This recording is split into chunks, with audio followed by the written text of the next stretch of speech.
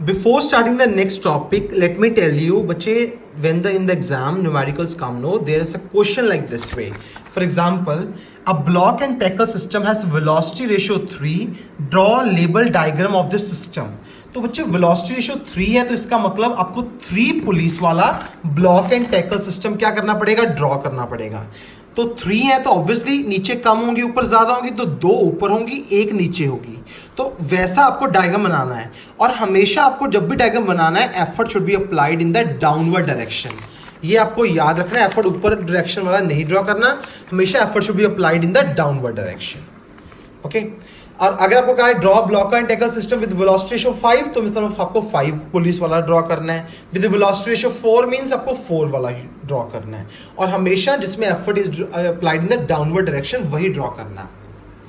Okay, next there is a topic. Show that in pulley system there is no gain in energy and it is just a force multiplier. मतलब बिल्कुल energy gain नहीं होती. मतलब energy gain नहीं होती, इसका मतलब क्या बच्चे, कि जितनी हमें इनपुट एनर्जी दे रहे हैं उतनी ही हमें क्या मिल रही है, आउटपुट एनर्जी मिल रही है.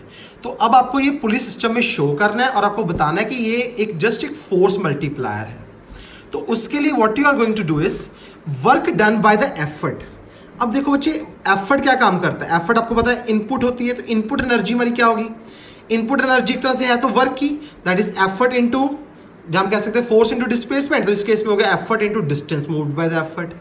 अब एफर्ट हमारा है E और डिस्टेंस मूव्ड बाय एफर्ट कितना आता है हमारे पास, ND. बच्चे जैसे हम लोग इस केस में कर रहे हैं ब्लॉक एंड टैकल सिस्टम में, आपने करा है कि जितनी आपकी पुलिस होती है, जैसे मान लो जैसे मान लो ये हमने यहाँ पर स्टडी किया करा था कि अगर आपकी displacement of load D move हो रही है तो डिस्प्लेसमेंट ऑफ एफर्ट कितनी मूव हो रही है, N इंटू D मूव हो रही है, जितनी आपकी क्या थी, पुलिस थी.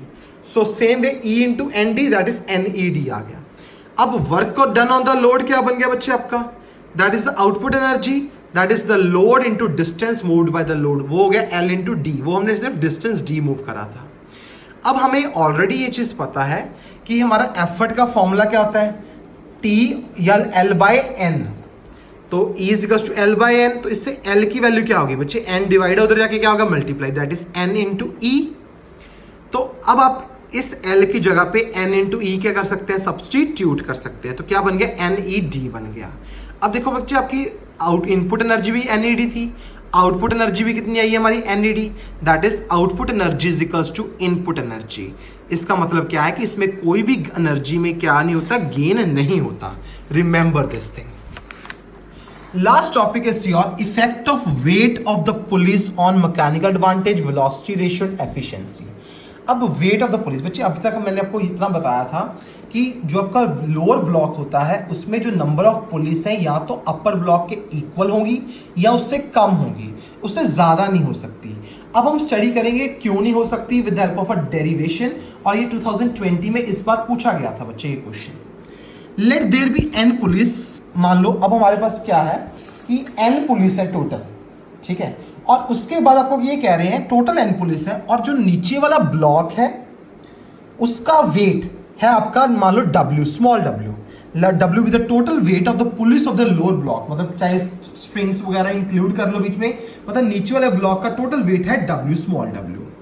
अब हमने ऑलरेडी ये स्टडी करा हुआ है कि इसमें क्या होता है कि E is equals to T होता है और हमें ये पता है L is equals to NT होता है. बच्चे इसमें हम लोग क्या करते हैं कि हमें पता है ऑलरेडी, हम लोग क्या लेते हैं कि नीचे वाले का वेट कम लेते हैं या इक्वल लेते हैं, तो इसलिए हम इसको क्या कर देते हैं, निगलेक्ट कर देते हैं. लेकिन इस केस में हम लोग क्या कर रहे हैं, इसको निगलेक्ट नहीं कर रहे हैं, इस केस में हम इसको इंक्लूड करेंगे. तो वो जो आपका NT था वो सिर्फ L के इक्वल नहीं होगा, अब वो L प्लस ये जो लोअर ब्लॉक का वेट होगा ना उसके इक्वल हम लोग इसको लेके जा रहे हैं. That is L plus W is equals to NT. अब लोड निकालना है, प्लस W उधर जाके क्या बन गया, minus W, that is NT minus W. Clear है. अब बच्चे आपको पता है E is equals to T, तो क्या मैं T की जगह पे E लिख सकता हूं, तो NT था तो क्या बन गया, NE माइनस W. ना मैकेनिकल एडवांटेज का फॉर्मूला होता है लोड अपॉन एफर्ट. लोड हमारा ये था, ये लिख दिया अपॉन एफर्ट कितना था T. अब हमें T की जगह पे भी E सब्स्टिट्यूट कर दिया, ऊपर भी T की जगह पे हमने क्या सब्स्टिट्यूट कर दिया, E सब्स्टिट्यूट कर दिया. अब ये E एक बार इसके नीचे एक बार इसके नीचे आ गया, E से E कैंसल, क्या बच गया, N minus W divided by E.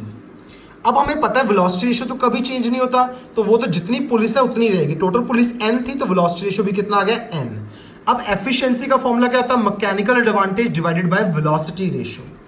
तो मैकेनिकल एडवांटेज की वैल्यू सब्स्टिट्यूट कर दी, वेलोसिटी रेशियो की n सब्स्टिट्यूट कर दी। अब ये n एक बार इसके नीचे एक बार इसके नीचे आ गया। क्लियर, n से n cancel, 1 minus W upon n। मतलब अगर आपकी इस w की वैल्यू ज्यादा होगी तो ज्यादा चीज डिवाइड करोगे कम चीज से तो ये आंसर कुछ ना कुछ तो आएगा। उसके बाद 1 में से माइनस कर दोगे तो मतलब वो चीज रिड्यूस हो जाएगी 1 से, मतलब इसकी एफिशिएंसी कम हो जाएगी। So this is the reason, याद रखना जितना weight of the lower block ज्यादा होगा उतनी उसकी एफिशिएंसी क्या होगी, कम होगी।